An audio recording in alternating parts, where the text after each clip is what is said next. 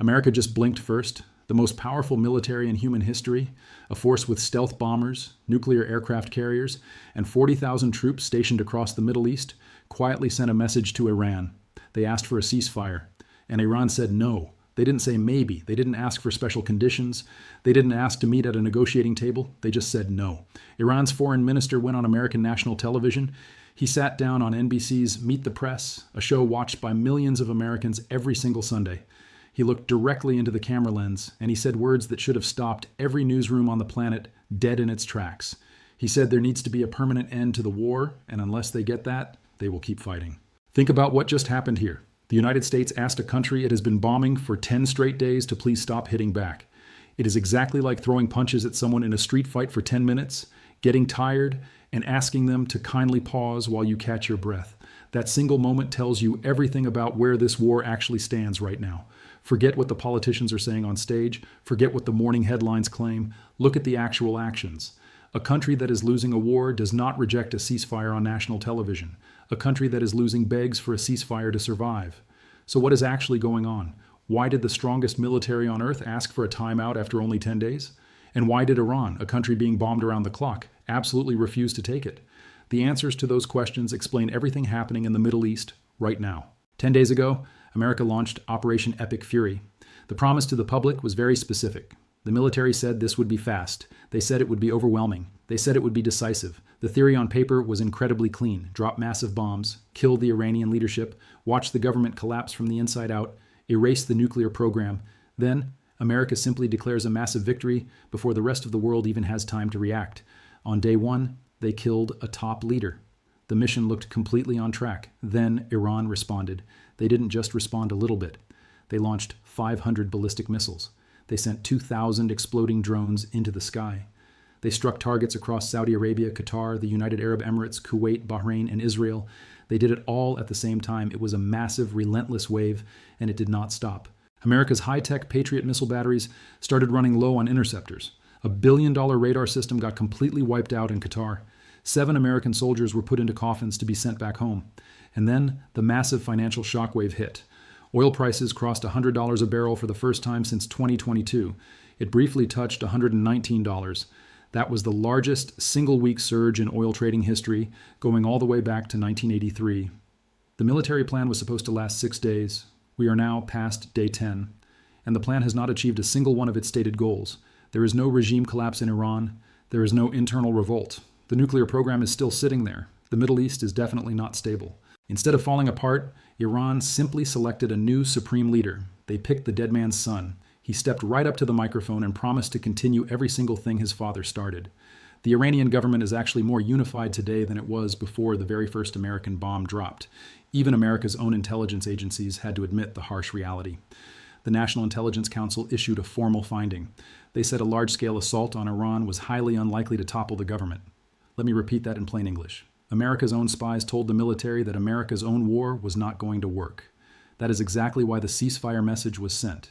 It was not sent from a position of overwhelming strength. It was sent because the master plan failed. It failed to produce the promised results. Meanwhile, regular Americans are feeling the extreme economic pain.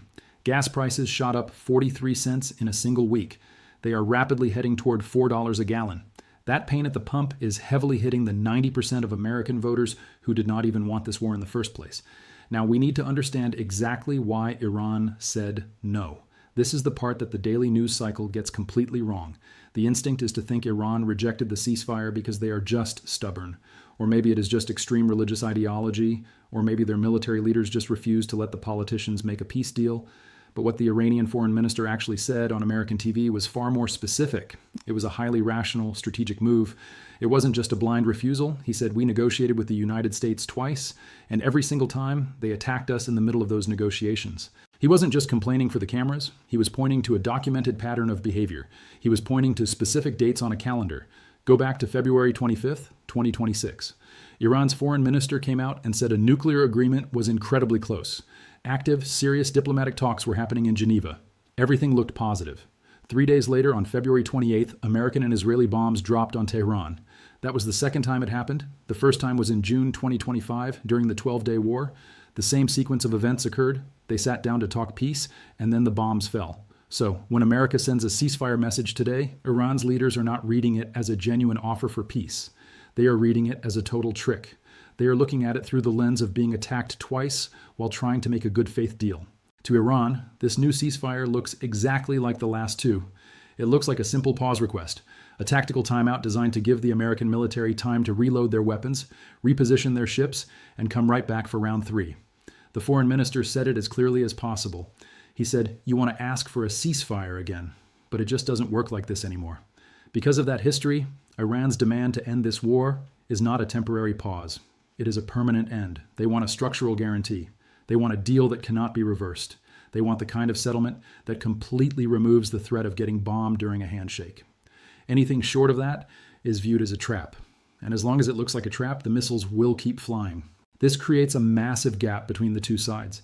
And it is not a small gap that politicians can magically fix over a weekend. America's publicly stated goal is unconditional surrender. Iran's publicly stated goal is a permanent end to all attacks. These are two opposite ideas. They cannot exist in the same room. But there is an internal drama happening inside Iran that makes this 10 times more complicated. You might be wondering how Iran actually plans to keep fighting if their own politicians are looking for a way out. We are going to look at exactly how their military plans to survive this pressure in just a minute. But first, you have to understand a bizarre event that happened on Saturday. Iran's president stood up and apologized. He apologized to the Gulf states because Iranian missiles were hitting their territory. He offered a massive olive branch. He said Iran would stop attacking neighboring countries, as long as those countries stopped letting America use their military bases to launch strikes. It was a very clear gesture of peace. Within hours, Iran's military launched another massive wave of missiles at those same Gulf countries. The president offered peace. His own military completely ignored him. This was not a mistake. This was not a glitch in the system. This is completely by design. Iran's lower-level military commanders were given total freedom to operate on their own. They have autonomous authority. Why? Because the military does not want a politician's peace gesture to be confused for a real ceasefire commitment. They do not want to create a weak spot where the enemy can suddenly strike. The regional commanders are not sitting around waiting for a green light from the president. They are not waiting for a permission slip from the foreign minister. They have standing orders. Keep the pressure on. Keep firing. It does not matter what the civilian politicians say on television. Let me put that simply. The chain of command for making peace and the chain of command for waging war are not connected at the bottom.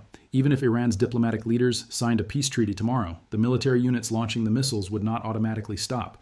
Iran's Revolutionary Guard publicly confirmed they are ready to keep fighting like this for up to 6 months. They have already fired over 500 ballistic missiles and 2,000 drones in just 10 days. But military experts noticed something important. The rate of fire has slowed down. They are not slowing down because they are running out of weapons. They are slowing down because they are pacing themselves. It is exactly like a marathon runner.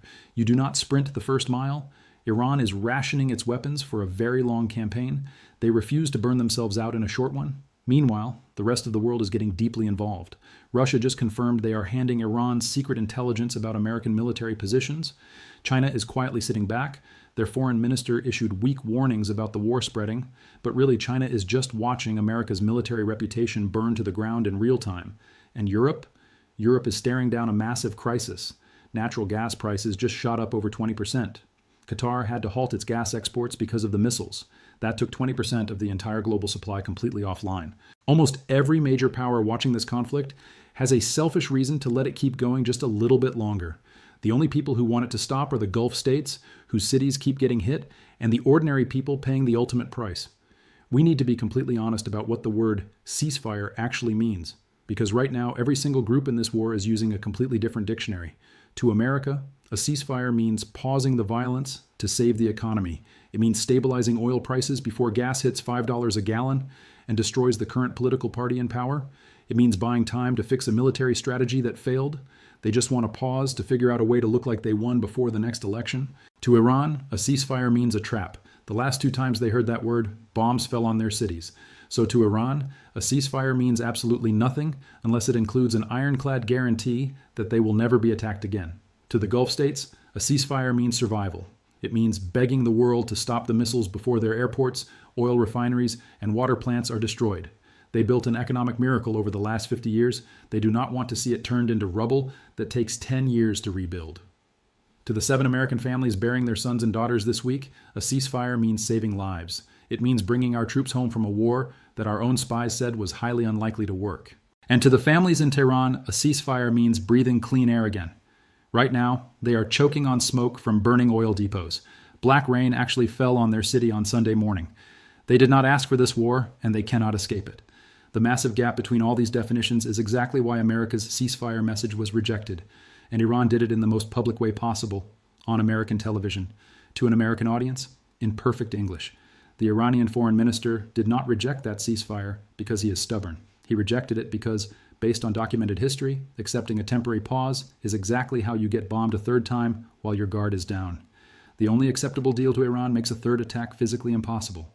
But here is the real catch. America cannot offer that guarantee without making a massive sacrifice.